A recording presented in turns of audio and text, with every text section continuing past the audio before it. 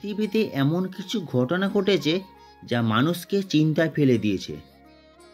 জগন্নাথ ধামের আকাশ 3 বার লাল বর্ণ হয়ে গেছে।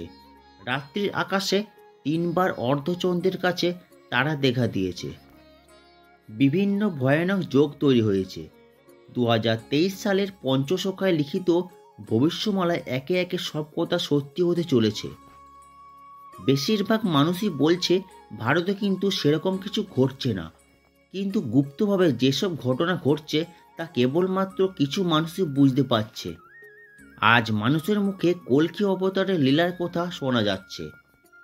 আজকের ভিডিওতে আমরা কল্কি অবতারের এমন একটি রহস্য তুলে ধরব যা সবার কাছে বিশ্বাস করা শক্ত। নমস্কার, সকলকে স্বাগত জানাই আমার ইউটিউব চ্যানেলে। আজকের আমাদের আলোচ্য বিষয়, বেরিয়ে এলো কল্কি অবতারের আরও একটি রহস্য। কল্কি অবতারের বিভিন্ন লীলার সম্পর্কে মানুষের মনে বিভিন্ন সময় অনেক রকমের প্রশ্ন জন্ম নিয়েছে। সত্যি কি কল্কি অবতার ঘোড়া পিঠে চড়ে হাতে তরোয়াল নিয়ে অন্যায় ও অবিচারে ধ্বংস সাধন করতে পৃথিবীতে আবির্ভূত হয়েছেন, নাকি তিনি পঞ্চভূত তত্ত্বের মাধ্যমে পুরো সংসারের প্রলয় নিয়ে আসবেন? কল্কি লীলা একটি চক্রব্যূহের মতো, যাতে যুক্ত থাকবে সমস্ত প্রাণী, কিন্তু কেবলমাত্র যারা সঠিক কর্ম করবেন তারাই বেঁচে থাকবেন। 2020 এবং 2021 সাল থেকে অনেক ঘটনা এ পৃথিবীতে ঘটেছে, যা সর্বত্র সতর্কবাণী, যাতে মানুষ বুঝতে পারে প্রলয় অবসম্ভাবী। ভারতে পুনরায় বিধর্মীদের শাসন চালু হতে চলেছে। অনেক মানুষ বলছে ভারতে তো সেরকম কিছুই ঘটছে না, কিন্তু আপনারা একটু চিন্তা করলে এই ঘটনা স্পষ্ট বুঝতে পারবেন। কেরালার একটি ঘটনা নিয়ে সিনেমা তৈরি হয়ে গেল। এখন সকলের মনে একটাই প্রশ্ন, যে সত্যি কি ত্রিজোদার বংশে শেষ বংশধর ভারতে বিধর্মী শাসনের ভিত্তি স্থাপন করতে চলেছে? অনেক হয়তো সব কিছু বুঝতে পারছেন, তাও তারা চুপ করে আছেন।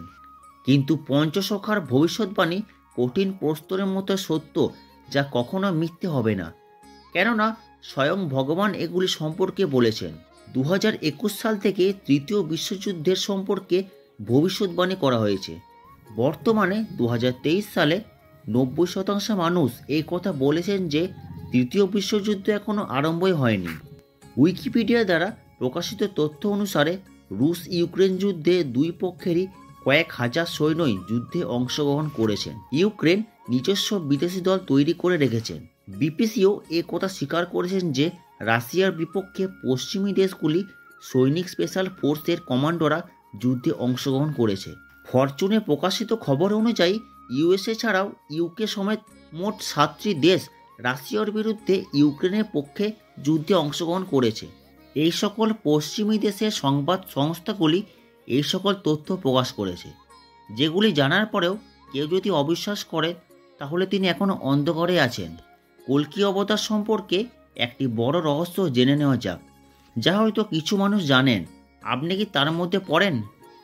কুরুক্ষেত্রের যুদ্ধের শেষে এক জঙ্গলে যখন শ্রীকৃষ্ণের তিরোধান হয়, তার শরীরে ক্ষতি হলেও হৃদয়ে তার কোনো ক্ষতি হয়নি। শুনতে আজব লাগলেও উঠে আসছে এমনই এক তথ্য। এরপর তৎকালীন কুমারী রাজা ইন্দ্রদগ্ন এক তীব্র স্বপ্নের পর সমুদ্রের ধারে সেই নীল বস্তুটি খুঁজে পান। মন্দিরে বিঘ্নতি স্থাপনের মাধ্যমে এই বস্তুর কথা তিনি গোপন রাখেন। এমনটা মনে করা হয়, যতদিন না ভগবান বিষ্ণুর অবতার এসে সেই ব্রহ্ম বস্তু থেকে অলৌকিক শক্তি নিচ্ছেন, ততদিন সেই হৃদয় কম্পিত হতে থাকবে। সেই ঐশ্বরিক শক্তি গ্রহণ করার পরেও হয়তো সেই বস্তুটি আর থাকবে না। এছাড়া ছোটিয়াভাত ধামের নাম হয়তো অনেকে শুনেছেন, যা কটক থেকে 30 কিলোমিটার এবং জাজপুর থেকে 48 কিলোমিটার দূরে অবস্থিত। এর সাথে জড়িয়ে রয়েছে কল্কি দেবের নাম। এখানে একটি বহু পুরাতন বটগাছ আছে, যাকে মুনি ঋষিদের সমাধিপীঠ বা সাধক পীঠ বলে মনে করা হয়। ভবিষ্যৎবাণী বলছে যে কল্কি যুগের অন্তে ভগবান বিষ্ণুর জগন্নাথ 12 হাত লম্বা তরোয়াল নিয়ে ঘোড়া সবার হয়ে পাপীদের বিনাশ করতে নামবেন, আর তার প্রধান কেন্দ্র হবে জগন্নাথ মন্দির। আজকের ভিডিওটি ভালো লেগে থাকলে চ্যানেলটি লাইক, সাবস্ক্রাইব ও শেয়ার করতে ভুলবেন না, এবং কমেন্ট বক্সে জয় জগন্নাথ অবশ্যই লিখবেন। এই তৃতীয় বিশ্বযুদ্ধের সঙ্গে কল্কি অবতারের কোনো সম্পর্ক আছে কি, তা আপনাদের জানা থাকলে কমেন্ট বক্সে অবশ্যই জানাবেন। আর এরকমই অচেনা ভিডিও পেতে আমার চ্যানেলটি অবশ্যই সাবস্ক্রাইব করবেন।